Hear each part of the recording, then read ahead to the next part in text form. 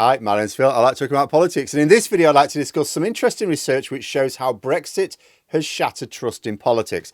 Sounds like an obvious enough statement to make, but the evidence for it is still quite something. So before I begin, there's a very intriguing rumour flying around regarding the general election, which I suspect is not true, but I will address that in a later video for those who are waiting. For now, what definitely is true is that the Tories have broken the trust of voters with their approach to Brexit. And if they want to recover their reputation, they're going to have to address a few things. YouGov have carried out research into attitudes of political trust. They asked a question in both 2019 and just now in 2024. The question was whether they almost never trust a British government to place the needs of the nation above the interests of their own political party. And they split the respondents into Leave and Remain voters, as often happens these days. In 2019, 23% of Leave voters would say that yes, political parties are putting party interest ahead of the country, and 28% of Remain voters would say the same. So in 2019, you would say a significantly greater number of Remain voters think the government cannot be trusted to put country ahead of party. Now that makes sense because those of us on the Remain side saw a majority of Conservative MPs who knew that leaving the EU would be bad and that the hard Brexit, which nobody even voted for, would be disastrous. And yet, for the sake of keeping their party from exploding, they all pretended that the hardest of Brexit was somehow the will of the people and a good thing for the country. Frankly, I'm surprised the number was as low as 28% for Remain voters, whereas Leave voters were, I suppose, happier that Remainers in government appeared to change their attitudes, imagining that they did so as a result of the referendum result, rather than that they were trying to duct tape the widening cracks in their party. But a few years later, and the results are very different. The same question has now resulted in 56% of Leave voters thinking the government prioritise party over national interest, and 44% of Remain voters saying the same thing. Now, that is a large increase for both cohorts. It now takes it from roughly a quarter of people to roughly half of people. Huge increase in the number of people who believe the government is putting party ahead of national interest, right? The Tories have fundamentally shattered trust in the government against both Leave and Remain voters. But where in 2019 that distrust was heavier amongst Remain voters, now it's heavier and way heavier amongst Leave voters. The natural conclusion to draw is that Leave voters feel even more let down than Remain voters. Remain voters do not believe the government were ever acting in our national interest with Brexit, but Leave voters thought that this was all good for the UK. The fact that it clearly has not been potentially made Brexit worse for those who supported it than for those who did not.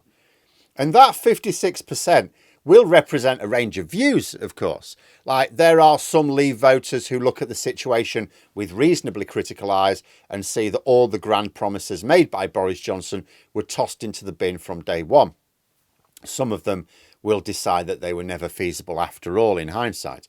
None of the benefits were delivered. And every time a minister was asked about this, they would either say, oh, it takes time, which is not what they said before we left, or they would blame others. Like one of the main selling points of Brexit, indeed something Boris Johnson himself banged on about, is that leaving would mean we could no longer blame the EU, so everything would be our responsibility. And yet even Johnson himself continued blaming the EU when things didn't go as he'd promised.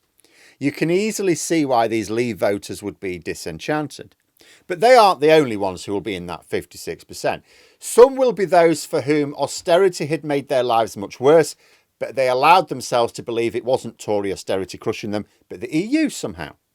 I've seen interviews over the years with ordinary Leave voters, and some were really heartbreaking. I will never forget one with the mother of a child with severe health problems, saying she voted Leave so that the NHS could be better resourced.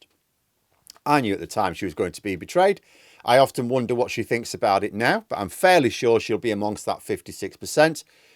Then there are those who think the real betrayal was not Brexit, but not been Brexity enough. They voted to leave the EU on the understanding we'd still be in the single market. Then they were persuaded that actually what they voted for was to leave the single market as well. Then they were persuaded that the hard Brexit wasn't enough. And actually what they were voting for was to get rid of all regulations like their worker rights, civil rights, safety and environmental protections.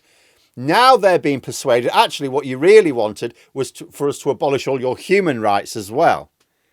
For these people, it's not that the government betrayed them by pushing the hard Brexit without a plan. It's that they didn't push it hard enough. That wets like Sunak put the brakes on and frustrated the attempts of the true believers. Some of those will be in the 56% as well. Because as always the case, there's never a consensus of opinion amongst those who supported Brexit. They all thought it meant different things. Indeed, the Theresa May phrase, Brexit means Brexit, was aimed at conning these people. Because as soon as she defined in detail what Brexit was, the Leave community would have split several ways because they all wanted different things. They all thought of it as different things. Because one group would approve of her definition and the rest would object. So by suggesting that the concept was so simple, it didn't warrant a serious explanation, she was allowing everyone to think that what they thought Brexit was what it was. Because it's obvious, isn't it? In reality, it isn't what any of them expected. In the detail of the Sky News article on this research, there's an interesting stat. Places like Grimsby and Cleethorpes, where I once lived for many years, are the most affected by this distrust. This is a part of the country which is generally working class in nature, has tended to vote Labour, but suddenly voted by a huge margin for a Tory policy and then voted Conservative in 2019 to make it happen. Now, I've long said that Grimsby will overtake Hartlepool as dumbest town in Britain if they enabled a hard Brexit, although Hartlepool is very Brexity as well. And that was because it was going to ruin them. It's the sort of place which is now expressing the most distrust in government to put the national interest ahead of party. That is no surprise to me. They were promised ridiculous benefits and didn't get them. I saw, interestingly, I think it was Sophie Ridge for Sky on a separate programme. Was actually in Grimsby interviewing people. There was one fellow there saying, "Oh no, it's absolutely marvellous. The fish, fish make it. Oh, everything's running wonderfully well. We've never been better off." It's like, mate, no. The very industries that the Grimsby relies on and we're told would be boosted have been hit for six. It's really not hard to find stories of large-scale job losses in Grimsby over the past few years. It's understandable that all types of voter will have lost trust in the government over the past few years. I would echo the sentiment that if there's one lesson to be learned in life, it's never trust a Tory. But the Tories we had in power since 2019 have been so monumentally awful that I pity anyone who still somehow thinks they're trying their best for us. They're really not. And it should be blindingly obvious to everyone at this point. But this polling, it's not just bad news for the Conservatives. It notes that we're at a record for people believing that all parties are pretty much the same, which is one of the most successful cons the Conservative Party ever pulled, is persuading the public that everyone else is as wicked and self-interested as they are. Oh yeah, we're terrible, but everyone else is just as bad.